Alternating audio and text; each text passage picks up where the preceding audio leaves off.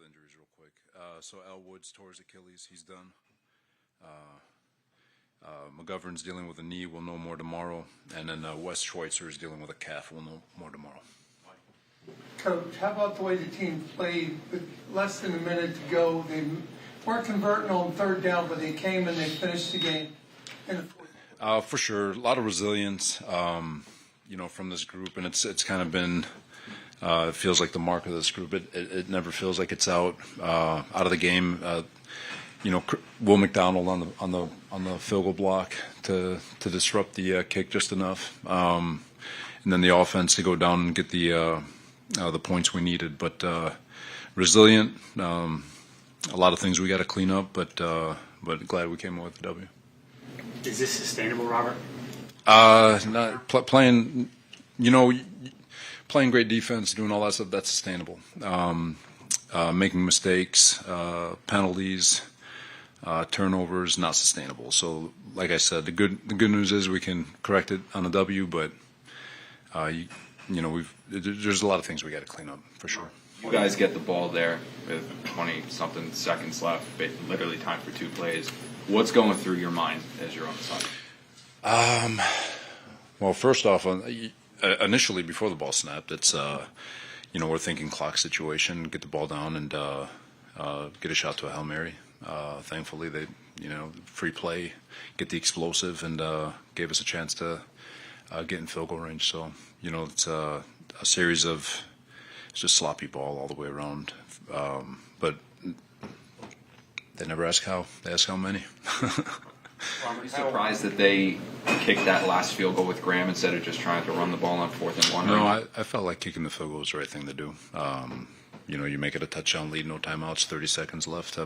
Probably would have done the same thing. Robert Saleh was off for a lot of the game. What did you see out of him on those two passes? No, for sure. The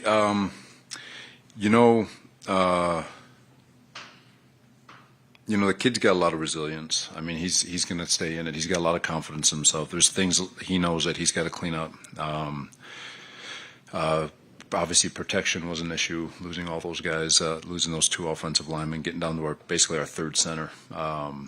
Which cost us a turnover. But, the guys kept fighting. There were some opportunities, a lot of opportunities to be had. But, again, knew going into this game, you guys know what I've said about Wings defense. They do an awesome job. And, so they didn't make it easy. But there's things, like I said, we've got to clean up. What did you think about some of the personal foul calls during the game? Obviously, it's unacceptable because when you leave it in the ref's hands, whether you agree with it or not, it is what it is. You can argue the Quincy one wasn't, but the JJ one on 3rd down, Jermaine Johnson, unacceptable. I get it. Our guys play hard, they play fast, they play violent, and I love it. But we just got to understand. We usually know where to draw the line. Today, it just wasn't clean enough. What did you think of your defense? Thought our defense was awesome. Stood up time and time again. I don't have the stats in front of me. The drive coming out of the locker room was disappointing, obviously, but those were self-inflicted. I felt like, but overall, I thought our guys showed grit, especially very easy to just cash in at the end of the game right there, feeling like the game's over anyway. Who cares if they get a 1st down? But they fought. I thought we were great on 3rd down. For the most part, I thought we did a nice job there. I mean, obviously, they weren't going to let the quarterback screw it up, and so they kept running the ball, and, I thought we did a good job there. After the second completion to Garrett Wilson right before the field goal, were you confident that play was that he'd be able to spike it in time, or was it kind of the second play? Yeah, right. So after when you consider, which is fascinating to me because we couldn't do 4 yards against Denver, right? But no, there was credit to those guys. They understood the urgency. They've and it's one thing about them is when you correct it, they will get it right. And just the urgency to get it spiked with 1 second left was freaking awesome. So, Robert, is it almost with Zach? Is it almost a little bit of a tease where you have you see a little slight it factor with him, but then there's there's all the other stuff. Where do you stand with that, and how do you get him to? Yeah, we've got to find ways to one, for him, he is confident, he is showing it, and he is doing a lot of good things. But as a team, there's things that we've got to clean up. We've got to clean up third down somehow, some way. We've got to figure out third down, and part of it is being great on first and second down to create manageable situations. But you know, I like the direction Zach's going. You know, it's is it perfect? No. Will it ever be perfect? Nobody's perfect. No quarterback in the league is perfect. But you know, he's got so much resilience and fight that he doesn't lose confidence as the game goes on. He gains confidence, and you know, eventually it's got to click, and it's going to click for the offense, and it's you know, we just got to keep continuing to grow. If I could just ask a follow on that, because there's some passes that he throws that you're like, okay, well that's the way that's who we think he can be, kind of thing, right? And yeah, 100%. He does a lot of great things, and you know, but like I said, it's a team game. We got to run the ball better. We got to block better. We got to separate better. He's got to be better in timing too. You know, so it's all of it. We got to be better as coaches in play calling. It's just all of us together. And you know, like I said, this group is trying to continue to figure itself out. And you know, like I said, a lot of it, you know, from an inconsistency standpoint with regards to the offense, you give credit to the Giants. You know, they're you guys know how much I gush about that defense.